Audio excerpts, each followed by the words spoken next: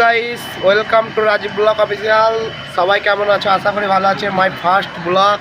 আজকে 42 ডিগ্রি তাপমাত্রায় একটা ডিমের বড়া ভেজে দেখাবো, তো তোমরা সবাই দেখতে থাকো।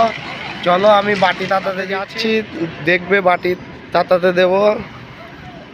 বাটিটা তাতিয়ে তারপর ডিমটা পাতলা করে নুন দিয়ে দিতে হবে। তো বাটিটা এখন দেবো, দেখো তাতাতে। এই বাটিটা এইখানে দিলাম তাতাতে,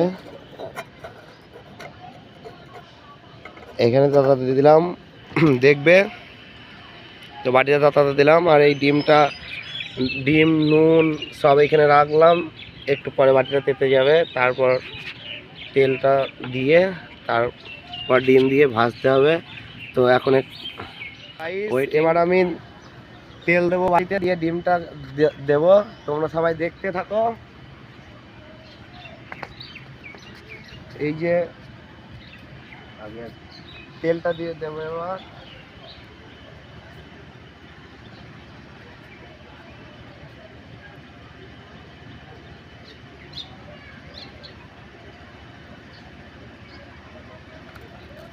তেলটা দেওয়ার পরে এবার তেলটা মাখিয়ে নিতে হবে। হেভি তেতে গেছে বাটিটা, কিন্তু সত্যি তেতে গেছে। হবে কি জানি না আদেও, তবে দিয়ে দেখছি কেমন হয়।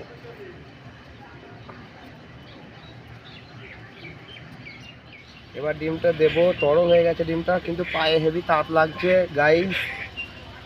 এই ভিডিওটা দেখছি কেমন হয়। এবার ডিমটা দিচ্ছি, জানি না কেমন হবে, আদেও হবে কি না।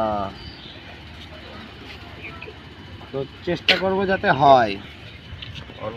তো গাইস, এখন আমি ডিমটা দিয়ে এবার 2 ঘন্টা পরে এসে দেখে যাব। তো দেখো এবার তাচ্ছে আস্তে আস্তে। এবার দেখে এবার নিচে যাচ্ছি। 2 ঘন্টা মতো সময় লাগবে। এখন বাজে হচ্ছে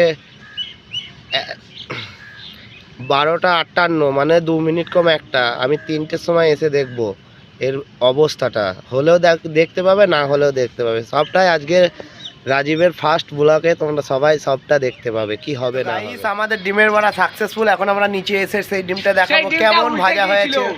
তো দেখো ডিমটা কেমন হয়েছে। এই যে সেই ডিমটা, আর আমার দাদা এই ডিমটা ভাজলো। এই দাদা ডিমটা তৈরি করেছে, আমি সাপোর্ট করেছি একটু। তো ডিমটা হেভি হয়ে গেছে, দেখাচ্ছি আমি হাতে করে। ভালোই হয়েছে মনে হচ্ছে।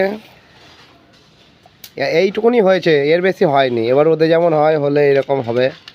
তো ছাদে থেকে আমরা নিচে এনে দিয়েছিলাম, কারণ বিড়ালে খেলে আর আমরা খেতে পাবো না। তো আমরা খাওয়ার ভিডিওটা দেখাবো না, এইটুকুনি দেখালাম। ভালো লাগলে লাইক কমেন্ট শেয়ার ও সাবস্ক্রাইব করে দেবে। আর নতুন নতুন ভিডিও পেতে আমাদের চ্যানেলটি সাবস্ক্রাইব করে বেল আইকনটা টিপে দেবে।